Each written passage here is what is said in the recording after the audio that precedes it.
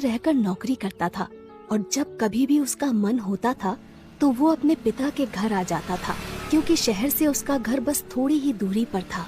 रक्षाबंधन से ठीक एक दिन पहले कमल शहर से अपने घर वापस आ जाता है और अपने पिताजी से कहता है, पापा, मैं रक्षाबंधन की छुट्टी लेकर घर आ गया हूँ और अगले 3-4 दिन तक यही रहूंगा। वो आम वाला कहता है, हाँ बेटा, तुम अंदर जाकर आराम करो, मैं जरा खेत देख कर आता हूँ। आजकल रात को बहुत सारे जानवर घुस आते हैं। वो किसान खेत देखने चला जाता है और थोड़ी देर बाद वापस आ जाता है। कमल अपने पिताजी से कहता है, पापा, मुझे लगता है हमें अब आम की खेती नहीं करनी चाहिए। एक तो आम केवल गर्मियों में होते हैं और फिर साल भर इंतजार करना पड़ता है।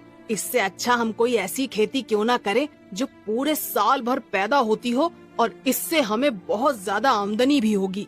तब कमल के पिताजी कहते हैं, तुम ठीक कहते हो बेटा, लेकिन मैं आम की खेती नहीं छोड़ना चाहता। मेरे बाप दादा भी आम की खेती किया करते थे। इतना कहकर कमल के पिताजी अंदर चले जाते हैं और कमल सोचने लगता है, अब पिताजी तो आम की खेती छोड़ने वाले नहीं। मुझे शहर जाकर कोई ऐसी दवा लानी होगी जिससे हमारे आम पहले के मुकाबले कई ज्यादा बड़े हो जाएं। इसके बाद रक्षाबंधन की छुट्टियां खत्म हो जाती हैं और कमल वापस शहर चला जाता है। इस तरह समय गुजरता जाता है और अब धीरे धीरे गर्मी का महीना शुरू होने लगता है। हर बार की तरह इस बार भी गर्मियां शुरू होते ही कमल शहर से वापस अपने गांव की तरफ निकल पड़ता है। रास्ते में एक बहुत बड़ा जंगल पड़ता था। कमल जंगल से गुजर रहा था कि तभी उसे एक पेड़ के नीचे संत महात्मा दिखाई देते हैं। कमल अपनी बाइक खड़ी करके संत महात्मा के पास जाता है और कहता है, प्रणाम महात्मा जी। कमल की आवाज सुनकर महात्मा जी अपनी आंखें खोलते हैं और कमल से कहते हैं, आयुष्मान भव।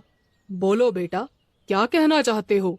कमल थोड़ा हिचकिचाते हुए कहता है, वो महात्मा जी, मेरे पिताजी सालों से आम की खेती करते आ रहे हैं, लेकिन आम की खेती से हमें ज्यादा पैसा नहीं मिलता। आप कोई उपाय बताइए ताकि हम ज्यादा से ज्यादा कमा सकें। तब वो महात्मा जी ध्यान लगाते हैं और उनके हाथ में एक दिव्य जल की मटकी प्रकट हो जाती है। महात्मा जी कमल से कहते हैं, बेटा, ये जादुई दिव्य जल है।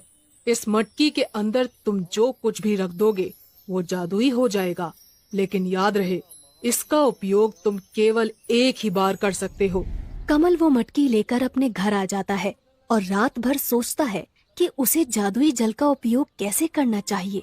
तभी उसके दिमाग में एक आइडिया आता है, अगर मैं इस मटकी के अंदर एक आम को रख दूं, तो वो आम जादुई आम बन जाएगा। फिर मैं उस जादुई आम की मदद से जो चाहे वो कर सकता हूँ।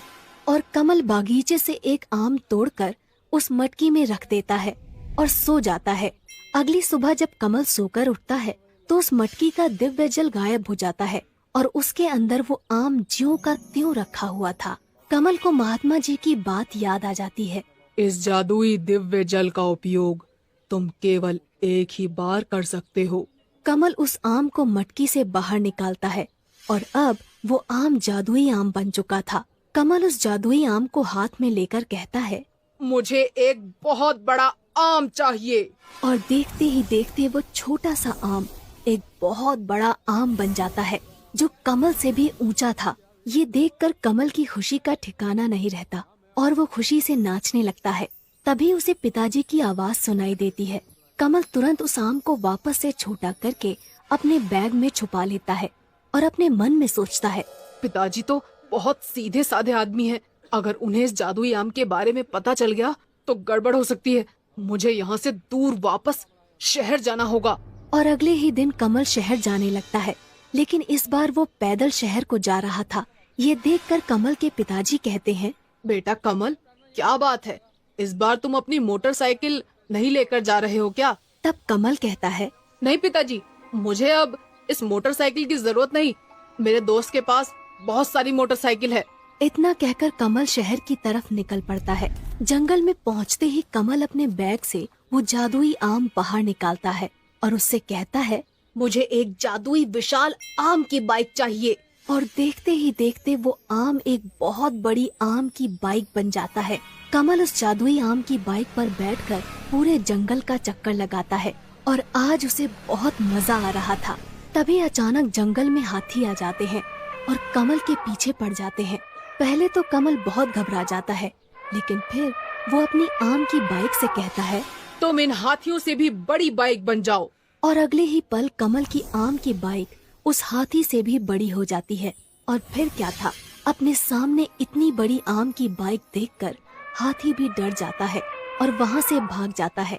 शहर पहुँचने से पहले कमल अपनी आम की बाइक को बिल्कुल नॉर्मल बाइक बना लेता है, ताकि शहर में किसी को उसके ऊपर शक ना हो। शहर पहुँचने के बाद कमल सोचता है, अब मुझे नौकरी करने की कोई जरूरत नहीं, मेरे पास जादुई आम की बाइक है। कमल अपनी नौकरी छोड़ देता है और अब वो दिन भर मस्ती करता था और रात होते ही अपनी बाइक को जादुई आम की बाइक बनाकर पूरे शहर का चक्कर लगाता था। कुछ दिनों तक इसी तरह चलता रहता है, लेकिन एक रात को कमल को उसका दोस्त देख लेता है और कहता है, अरे बाप रे, इतनी बड़ी आम की बाइक! अब मैं समझा कमल के पास इतना सारा पैसा आ कहाँ से रहा है। आजकल इसकी इतनी अकड़ बढ़ गई है, इसे सबक सिखाना ही पड़ेगा। अगली सुबह होते ही कमल का वो दोस्त कमल के पास पहुंच जाता है और उससे कहता है, अरे भाई, तुम तो हमें भूल ही गए। तब कमल कहता है, नहीं यार, ऐसा कुछ नहीं है, बस टाइम नहीं मिला इसलिए तुमसे मिल नहीं पाया। तब कमल का दोस्त कमल से कहता है, अरे बाप रे, हाँ कोई बात नहीं, आज तुम्हें मेरे साथ चलना ही होगा। हम दोनों रात को सिनेमा देखेंगे। कमल रात को सिनेमा जाने के लिए तैयार हो जाता है। रात होते ही कमल और उसका दोस्त सिनेमा घर में पहुंच जाते हैं और सिनेमा देखने लगते हैं। तभी कमल का दोस्त कमल से कहता है, तुम सिनेमा देखो, मैं बस अभी आता हूँ 5 मिनट में। इतना कहकर कमल का दोस्त वहाँ से चला जाता है और कमल सिनेमा देखने में व्यस्त हो जाता है। कमल का दोस्त तुरंत अपनी गाड़ी से कमल के रूम पर पहुँच जाता है। वहाँ उसकी बाइक खड़ी हुई थी। अच्छा, तो ये है वो विशाल आम की बाइक। इसी की वजह से आजकल कमल बहुत भाव खाने लगा है। आज मैं इसका किस्सा ही खत्म कर देता हूँ। इसके बाद कमल का दोस्त पेट्रोल डालकर कमल की बाइक में आग लगा देता है और देखते ही देखते उसकी बाइक जलकर राख हो जाती है। कमल का दोस्त वापस कमल के पास सिनेमा घर में पहुंच जाता है। 1 घंटे बाद सिनेमा खत्म हो जाता है और दोनों वापस अपने अपने घर की तरफ निकल पड़ते हैं। कमल जब अपने रूम पर पहुंचता है तो देखता है कि उसकी बाइक जलकर राख हो चुकी थी।